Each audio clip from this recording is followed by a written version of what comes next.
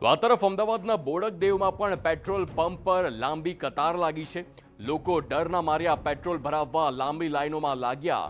કેટલાક petrol pump પર જથ્થો ન હોવાના કારણે બંધ હોવાથી લોકોમાં ડર પણ છે।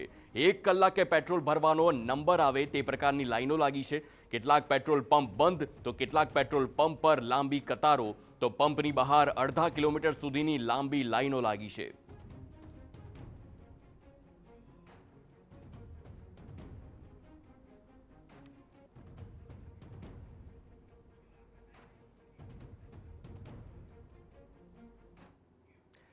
સંવાદદાતા જિગ્નેશ પટેલ જોડાઈ ગયા છે, તેમની સાથે સીધી વાત કરીશું। જિગ્નેશ, આપ બોડકદેવ વિસ્તારના પેટ્રોલ પંપ પર છો, ત્યાંની કેવી પરિસ્થિતિ છે તેના દ્રશ્યો બતાવો અને ખાસ કરીને ત્યાં લોકો સાથે વાત કરવાનો પ્રયત્ન કરો, કારણ કે કેટલાક લોકો એવા પણ છે કે જે અફવાના મારે હાલ આ લાઇનમાં ઊભા છે આટલા ધમધોકતા તાપમાં।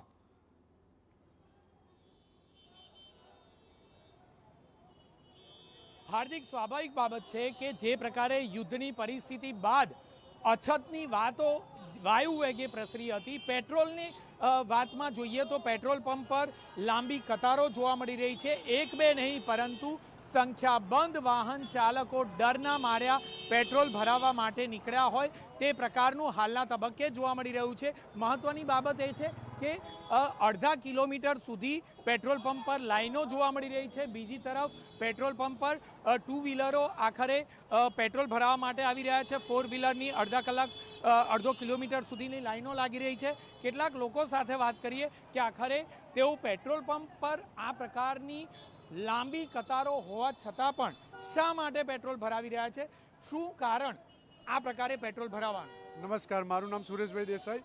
આ એક જાતની અફવા છે।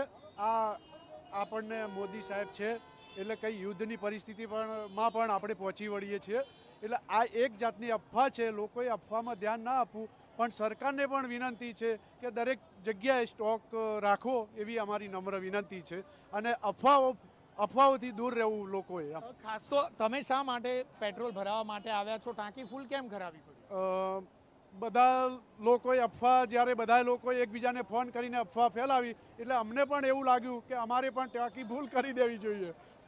બધા કરતા હોય તો આપણને પણ કરી દેવી જોઈએ। કહીએ તો પેટ્રોલ પંપ પર કેટલાક પેટ્રોલ પંપ બંધ હાલતમાં જોવા મળી રહ્યા છે, કારણ કે છેલ્લા 2-3 દિવસ રજાઓના દિવસો હતા અને આ જ દિવસો દરમિયાન જે પેટ્રોલ ડીઝલના ટેન્કર છે તે સમય પર આવ્યા ન હોવાના કારણે જે પેટ્રોલનો જથ્થો છે તે પેટ્રોલ પંપ પર ખૂટી પડ્યો હતો। હાર્દિક, લાંબી કતાર અમે દર્શાવીએ છીએ કે જે પેટ્રોલ પંપની બહાર રોડ પર લાગેલી આ કતારો છે, એક બે નહીં પરંતુ રોડ જામ થઈ જાય, ટ્રાફિક જામ થઈ ગયા છે તે પ્રકારના દ્રશ્યો છે, કારણ કે રોડની બંને તરફ આ પ્રકારની લાઈનો લાગી છે અને ટ્રાફિક સંચાલન કરવા માટે ટ્રાફિક પોલીસ પણ અહીં હાજર જણાતી નથી।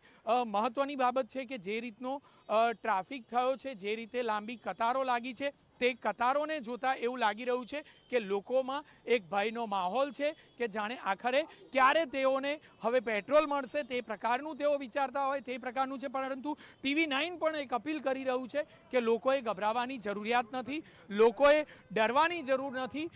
પેટ્રોલનો જથ્થો પર્યાપ્ત માત્રામાં છે, પરંતુ છેલ્લા 2-3 દિવસની રજાઓ હોવાના કારણે ટેન્કરો સમય પર ન આવ્યા હોવાની વાત સામે આવી છે અને તેના કારણે જ પેટ્રોલનો જથ્થો પેટ્રોલ પંપ પર ન હોવાની વાતો મળી રહી છે। મહત્વની બાબત છે કે જો હાર્દિક, જે દ્રશ્યો છે અમે હજુ પણ તે લાઈન જે પેટ્રોલ પંપ પરની જે લાઈન છે તેને ફોલો કરી રહ્યા છીએ। એક બે નહીં પરંતુ સંખ્યાબંધ ફોર વ્હીલની લાઈનો લાગી છે કે જે પેટ્રોલ ભરાવવા માટે લાંબી કતારોમાં જોવા મળી રહ્યા છે।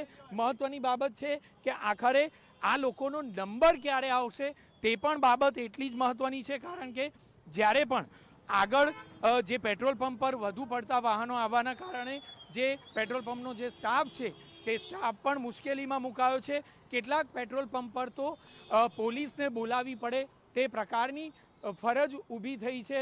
મહત્વની બાબત છે કે આખરે જે રીતે હવે પેટ્રોલ પંપના આ દ્રશ્યો છે, અડધા કિલોમીટરથી પણ વધુ જે લાંબી કતારો છે તે કતારો આખરે ક્યારે ઓછી થશે, લોકોમાં જે ડરનો માહોલ છે તે ડરનો માહોલ આખરે ક્યારે દૂર થશે તે બાબત મહત્વની છે। TV9 ફરીથી અપીલ કરી રહ્યું છે કે લોકો ડરના માર્યા જરૂરિયાત કરતાં વધુ પેટ્રોલ ન ભરાવે, કારણ કે જથ્થો પર્યાપ્ત માત્રામાં છે. પરંતુ રજાઓના દિવસો હોવાના કારણે કેટલાક પેટ્રોલ પંપ પર ટેન્કર સમય પર ન પહોંચ્યા હોવાના કારણે હાલના તબક્કે પેટ્રોલ પંપ બંધ કરવાની ફરજ પડી હોય તે પ્રકારનું જોવા મળી રહ્યું છે. માટે લોકોએ ગભરાવાની જરૂરિયાત નથી અને બિનજરૂરી લાંબી કતારોમાં લાગવાની જરૂરિયાત નથી. આ બાબત પણ એટલી જ મહત્વની છે, કારણ કે 1 કિલોમીટર સુધીની લાંબી કતારોમાં જો વાહનો લાગી જાય તો આખરે રસ્તા પર ટ્રાફિક જામના દ્રશ્યો પણ સર્જાય. જે રીતે વાહનોની લાંબી કતારો છે તે જ કતારો પણ હવે ચિંતિત કરી દે તે પ્રકારે છે, કારણ કે ટ્રાફિક પોલીસ અને પોલીસ દ્વારા જો યોગ્ય રીતે કામગીરી કરવામાં આવે તો આ પ્રકારનો ટ્રાફિક પણ ન થાય અને યોગ્ય રીતે સરળતાથી લોકો પેટ્રોલ ભરી શકે તે પ્રકારની વ્યવસ્થા પણ ઊભી થઈ શકે. હાર્દિક. બિલકુલ આભાર જિગ્નેશ સમગ્ર માહિતી બદલ. તો આ દ્રશ્યો જોયા કે અમારા સંવાદદાતા જિગ્નેશ પટેલ લગભગ 1 કિલોમીટર સુધી ચાલીને ગયા અને તો પણ કતારનો અંત નથી આવતો. એમણે સ્પષ્ટ કહ્યું છે કે રજાનો માહોલ અને તેના કારણે ક્યાંક ને ક્યાંક ટેન્કર ન આવી હોય અને તેના કારણે જ હાલ અછત સર્જાઈ છે. સ્વાભાવિક છે, અફવા હોય, એક તરફ યુદ્ધ છે અને તે બધી જ પરિસ્થિતિ ભેગી થાય તો લોકો ગભરાય તે વાત સ્વાભાવિક હોય અને તેવામાં અફવા ઉડવી પણ વાત અત્યારે જોવામાં આવી રહી છે. પરંતુ અફવા પર ધ્યાન ન આપો અને આપના કામ ધંધા પર ફોકસ કરો, કારણ કે જો આ પેટ્રોલની લાઇનમાં લાગ્યા તો આપના કલાકોને કલાકો વીતી જશે. શક્યતા છે કે પેટ્રોલ પંપ પર પેટ્રોલ ખતમ થઈ જશે અને અંતે આપના હાથમાં કંઈ પણ ના આવી શકે. ચિંતાનો માહોલ નથી તેમ સરકાર તરફથી, તંત્ર તરફથી વારંવાર અપીલ કરવામાં આવે છે.